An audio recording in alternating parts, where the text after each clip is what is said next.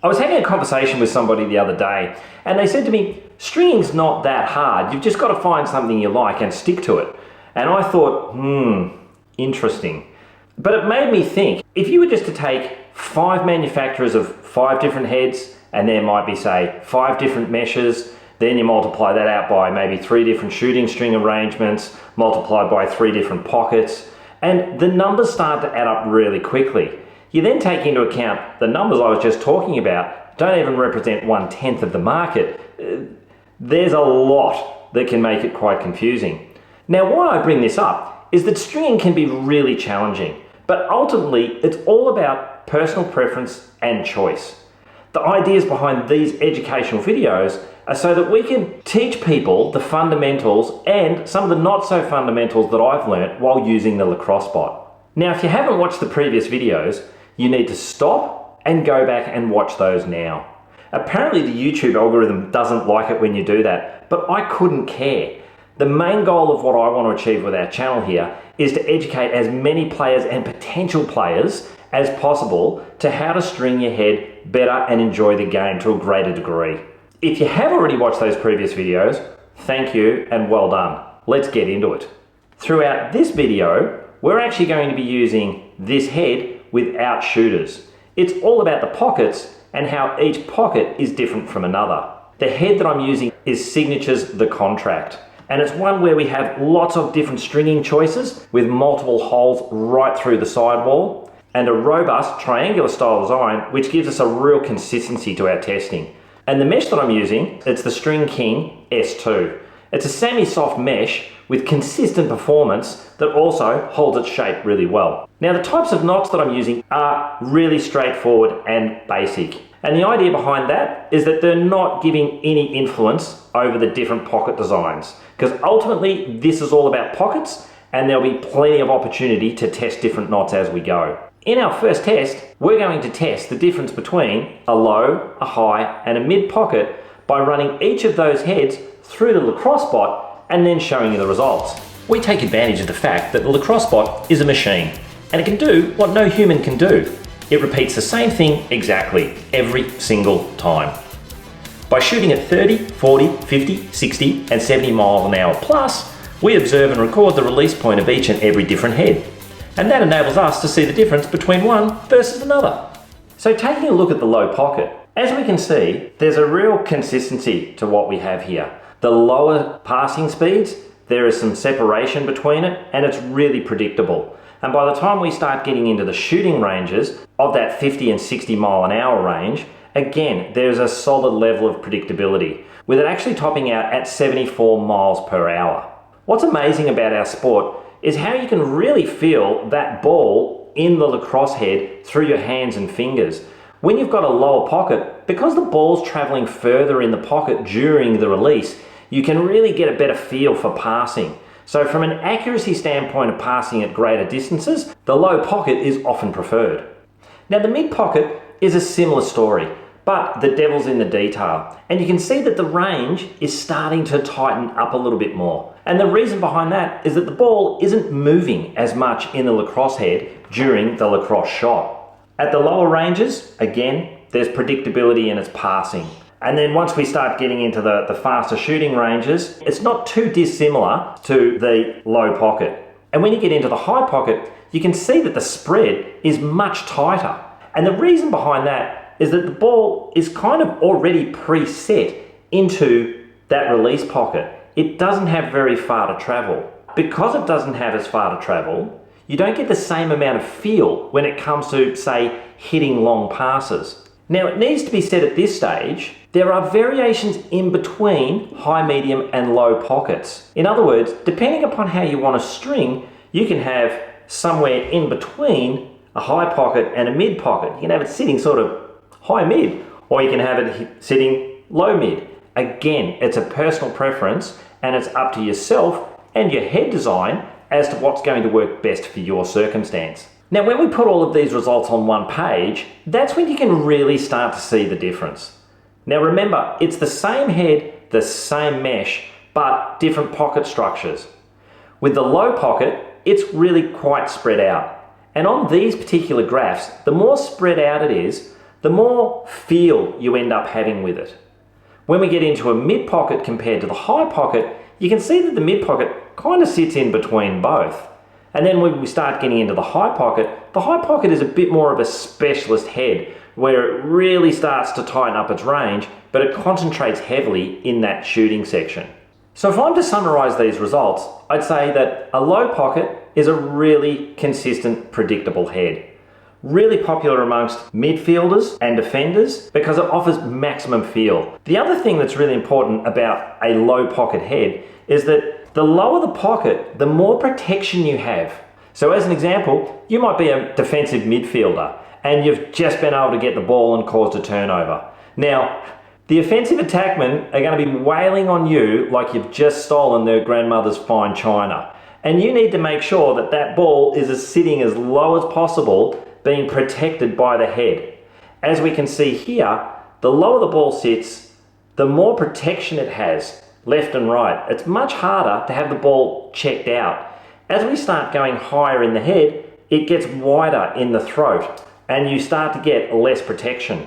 And of course, when you start getting into the high pockets, that has the least amount of protection because the ball is so exposed.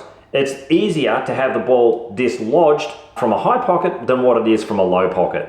A mid pocket is really versatile. Great for defense, great for offense. Fantastic for a run and gun midfielder that's going to be sprinting right through and having a whale on the goals. But as you start getting into the mid pocket, they have less passing feel, which brings us to the high pocket. Now the high pocket is a quick release pocket, is the best way that I can describe it. I see players that use a high pocket as real specialist players. And what I mean by that is that they're often a player that's going to be an attacking specialist. They will be the feeder from X or hovering around the crease that needs to receive the ball very quickly and then pass it or receive quickly and shoot. And now it's time to ramp things up a little bit and talk about ramp. Oh, we're booing now, are we? We're at that stage. Okay. So ramp is when you have a ball in that pre-release pocket and it's this angle here. Now there are a number of ways that we can increase and decrease that as far as tuning in and out more or less whip. Okay, so to understand ramp better, we have to have a look at how a pocket is actually constructed. A pocket is constructed from the bottom up. This area here, the first section, that is typically tightened down with 3 or 4 diamonds and they're very, very snug and very firm. It's from that point when we're stringing that we start to bunch up the bottom pocket here and create our ramp. And how we do that is we start bunching up the mesh in the section that we want the pocket to start from. And it looks a little something like that. And these things here have numerous names. Now, they're not knots, but what they are is where the mesh has been bunched up really tight in between the stringing holes. I've often heard them called ones or twos, but my terminology that I use, I call them bunches. Now, there are a lot of combinations of bunches, and it probably deserves a video in its own right. But in this instance, I'm going to test 3 of the most commonly used bunches. And the first is when we have one bunch followed by a pair of bunches underneath. The second is when we have 2 bunches and then immediately a single bunch underneath. And the third is when we have 2 bunches and then 2 bunches underneath. So to see what difference bunches make, let's take a look at the results. Now, as you can see, bunches make a difference. In the first example, where we have 1 bunch and then 2 below, there's a nice predictability and broad range right through the spectrum. In the second example, where we have 2 bunches followed by 1 underneath, it's very, very similar. But it's a slight tuning tip because it actually starts to bunch up the bottom end passing a little bit more. And then when we start to get into the 2 bunches with 2 bunches underneath, you can start to see that it makes quite a difference. With the lower end with lots of whip in the passing area, then there's quite a big gap in the spacing of speed before we start to see even more whip again compared to the 2 previous ones. It's just not as predictable. And then when we see it topping out, it tops out at 82 miles per hour. That's a whole 10% more top out speed than what it was with the two previous counterparts. And that's just from moving one more bit of stringing from below up into another bunch. Now, by far the most popular that I see coming in and out of the workshop is the first two. And you can see why. There's a real predictability to it, and it seems to work and be comfortable with most players. And I recommend that's a really good place for you to start. You actually don't have to vary too much from it. Out of all of them that I have tested over the years, these ones seem to be the most popular, and they just seem to be the most versatile. Now, once you've chosen the bunches that you want to use and you're starting to create that pocket, you've then got to be able to fine tune your ramp angle. So understanding the physics of what's going on is really important with understanding how you fine tune your pocket. Once you've set the amount of bunches that you want, you can fine tune your pocket by allowing the ball to advance further in, creating an even greater ramp angle here.